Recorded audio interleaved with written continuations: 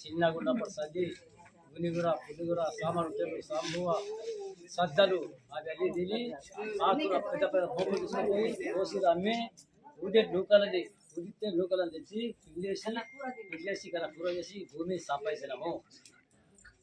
ఏండ్లు కుదిరిపడి తరతర కుదిరిపోలే భూమిన మేము సంపాదించిన మా పెద్ద మనుషుల కాడ నుంచి మేము కూడా మస్తు జీతాలు ఉండి కానీ బొంబాయి పూనా పట్టం పోయి అప్పు చేసుకొని ఇల్లు కట్టాము. 50 లక్షలు ఇల్లు కట్టాము.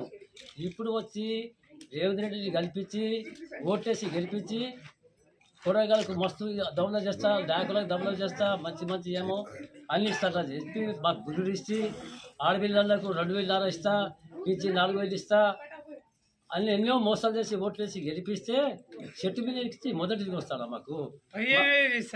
మాకు ఈ భూములు